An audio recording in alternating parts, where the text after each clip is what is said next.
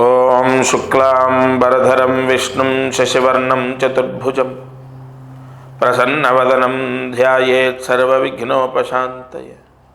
గం గణపతయే నమః. దుం దుర్గాయే నమః. ద్రాం దత్తాత్రేయాయ నమః.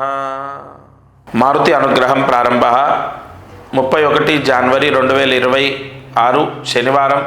పునర్వసు నక్షత్రం, మాఘమాసం, శుక్లపక్షం. ఇవాళ త్రయోదశ్యోపరి చతుర్దశి, 2 తిథులు, తిథిద్వయం అంటారు. ఈరోజు నేను చెప్పిన దీపారాధన 2 దీపాలు వెలిగించాలి. బియ్య పిండితో 2 దీపం కుందులు చేయండి. ఈ దీపారాధన ఎవరైతే చేస్తారో వాళ్ళ పిల్లలు 100% బాగా చదువుకుంటారు, పూర్తిగా మారుతారు. బియ్య పిండితో 2 దీపం కుందులు చేసి ఒక దాంట్లో కొబ్బరి నూనె, ఇంకొక దాంట్లో నువ్వుల నూనె, బియ్యపిండితో దీపం కుంది చేయాలి. కుడివైపు కొబ్బరి నూనె, ఎడమవైపు దీపం. అంటే మీరు పూజా మందిరంలో కూర్చుంటారు కదా, కుడివైపు వెలిగించే దీపంలో కొబ్బరి నూనె వేయాలి, ఎడమవైపు వెలిగించే దీపంలో నువ్వుల నూనె వేయాలి. 3 ఒత్తులు ఒక ఒత్తిగా చేసి ఈ 2 దీపాలు సూర్యాస్తమయంలోపు మీ ఇంట్లో పూజా గదిలో వెలిగించండి. ఎలాగైతేనే మనం దీపం వెలిగించాలి, అందులో ఈ నియమాలు పాటించి వెలిగిస్తే ఇంకా మంచిది. కుడివైపుదా ఎడంవైపుదా, ఎక్కడుంది, ఎందుకుంది, అసలు ఎందుకు? మనకు దీపారాధన చేస్తున్నాం, పూజా మందిరంలో చేసుకుంటున్నాం. తప్పకుండా ఈ దీపారాధన ఎవరైతే ఆచరిస్తారో సూర్యాస్తమయంలోపు మీ ఇంట్లో, మీ పూజా మందిరంలో ఎవరు చేసినా వాళ్ళ పిల్లలు పూర్తిగా మారుతారు, చెప్పిన మాట వింటారు, బాగా చదువుకుంటారు. ఇక అదృష్టమైశ్వర్యం.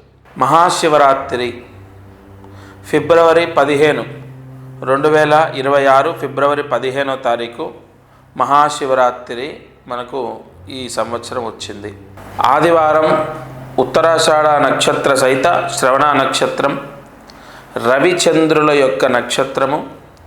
అందులో ఆదివారము, అలాగే మహాశివరాత్రి మనం తెల్లవారులు ఉంటాం కాబట్టి సోమవారం కలయిక, అంటే సోమవారం ప్రారంభం. అటు సోమవారము చంద్రుడు, ఆదివారం రవి, మళ్ళీ ఉత్తరాషాఢ నక్షత్రం రవి, అలాగే శ్రవణ నక్షత్రం చంద్రుడు.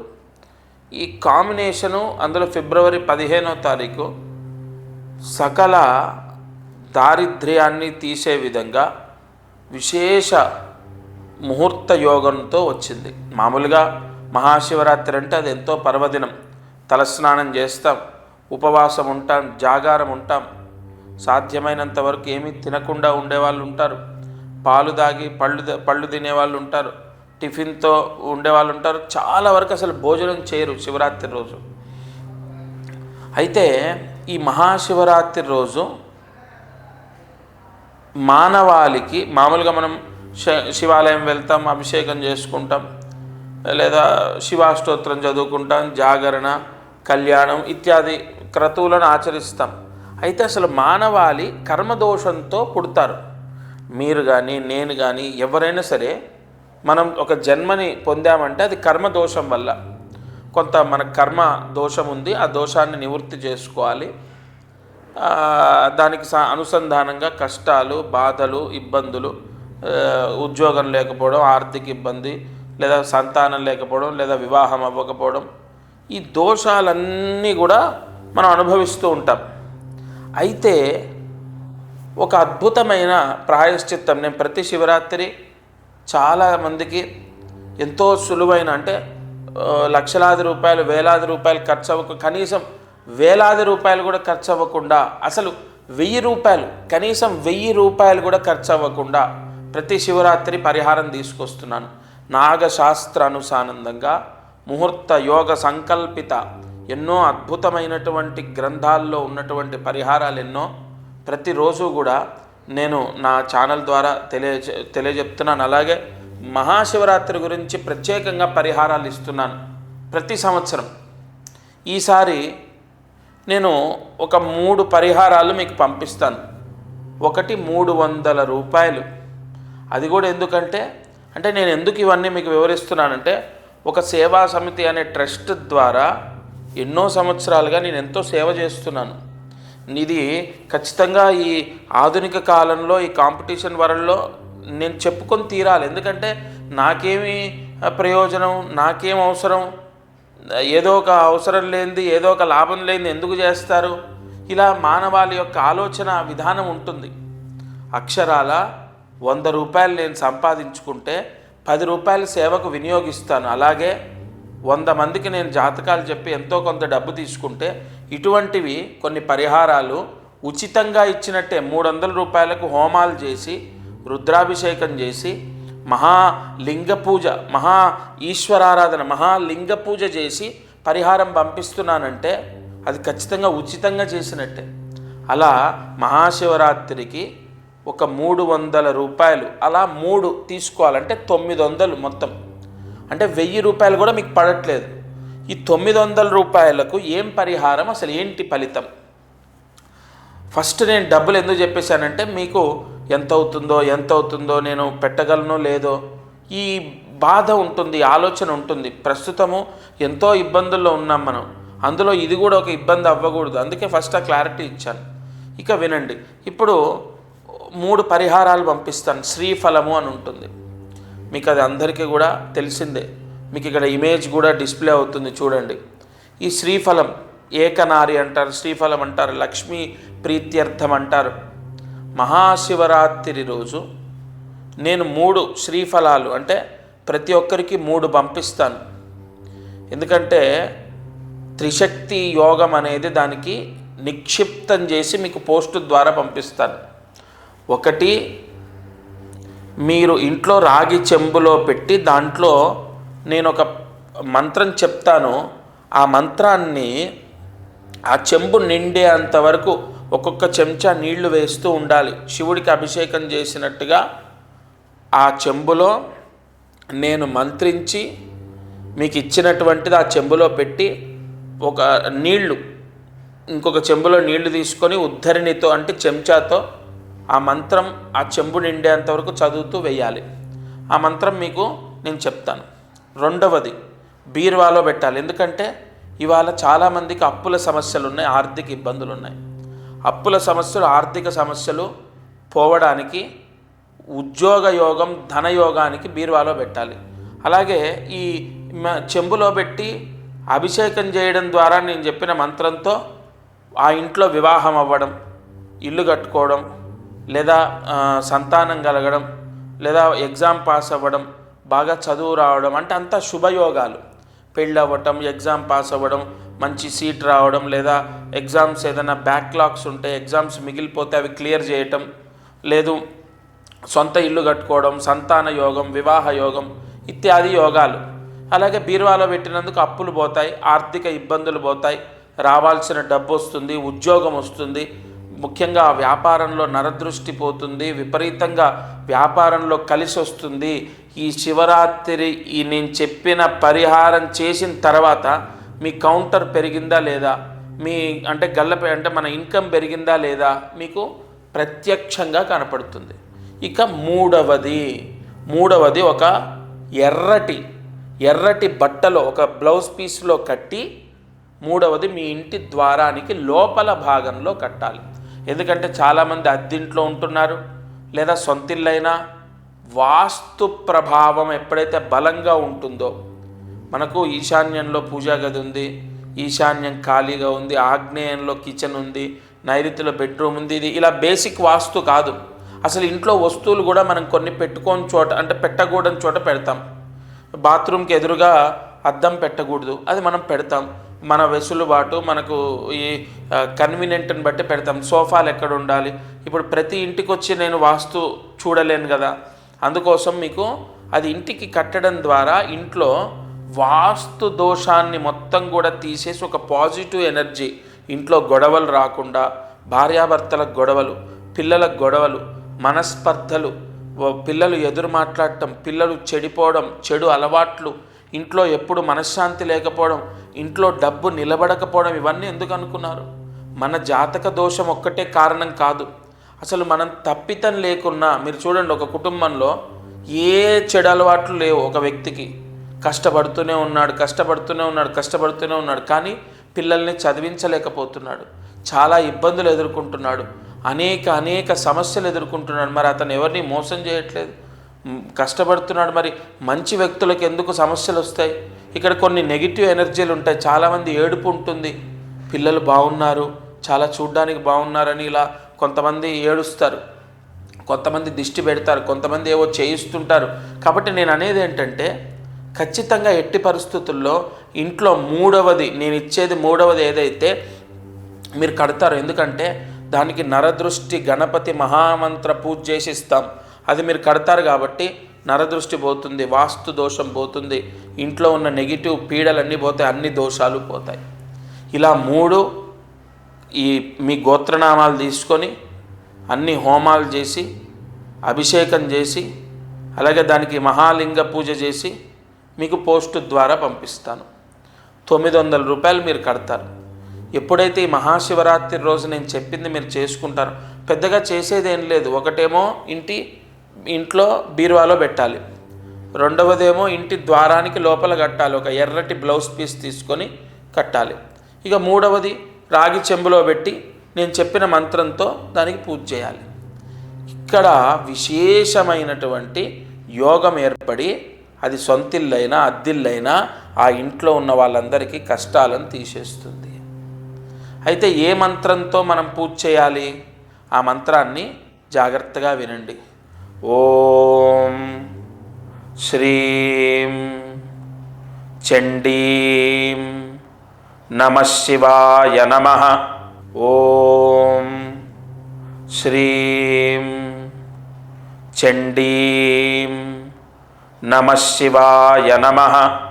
ఓం శ్రీం చండీం నమః శివాయ నమః. ఈ మంత్రాన్ని మీరు ఆ చెంబులో, నేను ఇచ్చినటువంటి పరిహారం చెంబులో పెట్టి అది నిండేంత వరకు నీళ్లు వేస్తూనే ఉండాలి.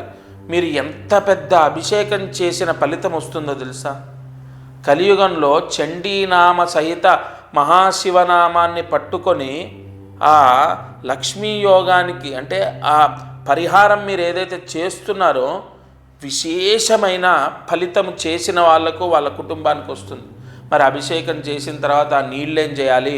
ఆ పరిహారం ఏం చేయాలి?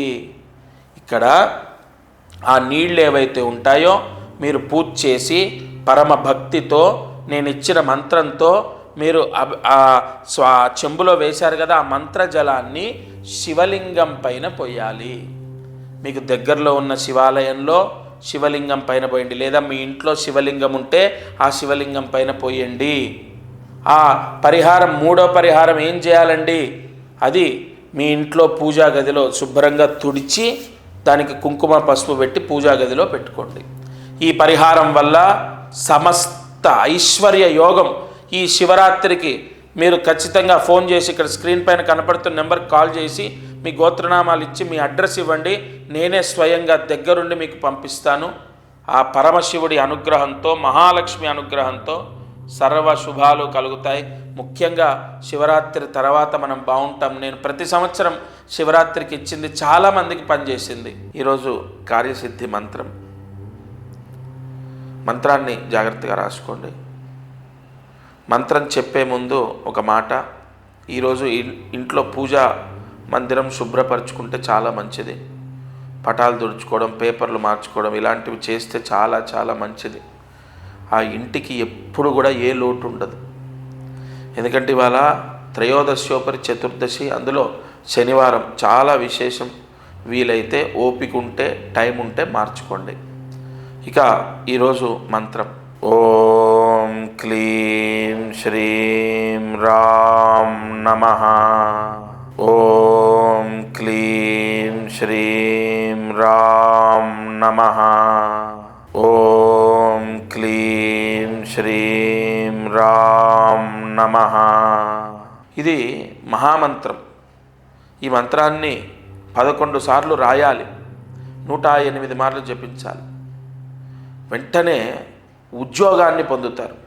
లేదా మీ ఉద్యోగం రిస్క్లో ఉంది, ఆ రిస్క్లోంచి మీరు బయటపడతారు. ఏదైతేనే ఈ మంత్రం చదివితే ఉద్యోగ సమస్య ఉండదు.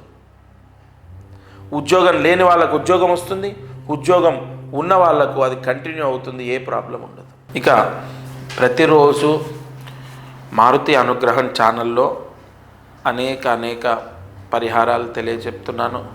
రాశి ఫలితాలు కూడా ప్రతి నిత్యము ప్రతి వారము రాశి ఫలితాలు 12 రాశుల ఫలితాలు కూడా తెలియజేస్తాను రాబోయే రోజుల్లో.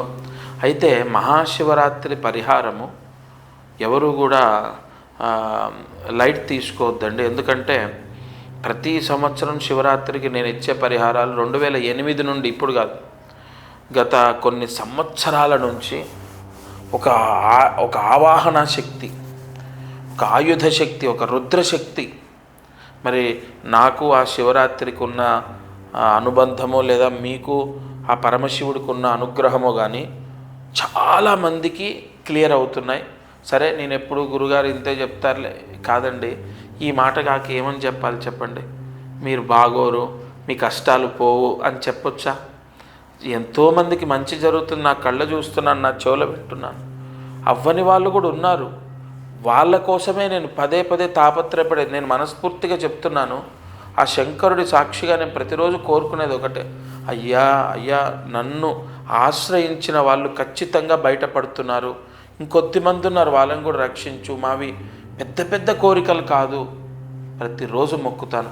ఈ శివరాత్రి మీరు తప్పకుండా చేసుకోండి. 900 రూపాయలు మనం ఇవాళ దేనికి ఖర్చు పెడుతున్నామో మీకు కూడా తెలుసు. పుణ్యానికి, ఒక ప్రాయశ్చిత్తానికి, చాలా ఒక విశేషమైన పవిత్రమైన కార్యానికి.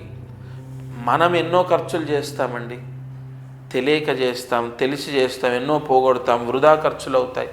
ఇవాళ 2-3 రోజులు మందులు, ఒక 10 రోజులు మందులు మింగితే అయిపోతాయి. ఈశ్వరుడు సంపూర్ణ వరాన్ని ప్రసాదించే భోలా శంకరుడు. మీరు మనస్ఫూర్తిగా దండం పెట్టుకొని, అయ్యా గురుగారు చెప్పారు, నేను చేస్తున్నా, నాకు ఈ కష్టాలు ఉన్నాయి, గురుగారు చెప్పేవి ఎన్నో చేస్తున్నాను నేను, అయినా నాకు నా బాధ నన్ను విడిచిపెట్టట్లే, ఎన్ని జన్మల పాపము నేను అనుభవిస్తున్నాను, నాకు ఈ పని చేసి పెట్టు, నాకు ఇగో మా అమ్మాయి గురించి, లేదా మా అబ్బాయి గురించి, లేదా నా భర్త గురించి, లేదా ఇగో ఆర్థిక సమస్యలు, లేదా ఇగో ఉద్యోగ సమస్య, అది ఏదో అది ఆ పరమశివుణ్ణి మీరు వేడుకోండి. నా తరఫున నేను మీ గోత్రనామాలు తీసుకొని నేను చేస్తా.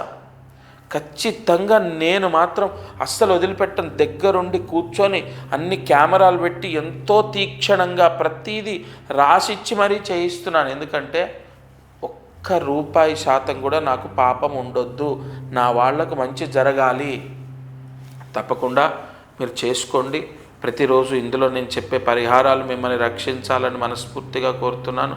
పోస్టు ద్వారా పంపిస్తాను. శివరాత్రి రోజు ఏం చేయాలో మీకు చెప్తాం. శివరాత్రికి ముందుగానే అన్ని హడావిళ్ళు లేకుండా ముందుగానే తీసుకొని దగ్గర పెట్టుకోండి. అది ఏం చేయాలో చెప్తాను. శివరాత్రికి ముందు 4-5 రోజుల నుంచే మీకు ఏం చేయాలో మీకు చెప్పడం జరుగుతుంది. ఫోన్ చేస్తే మా వాళ్ళు చెప్తారు, మీకు ఎక్కడ ఇబ్బంది ఉండదు. మహాశివరాత్రి రోజు మాత్రం అది ఆ పర్వదినాన్ని ఎంత ఇచ్చి కొనగలుగుతామండి? అది మిస్ అయితే మళ్ళీ మనకు వస్తుందా? మీరు చెప్పండి.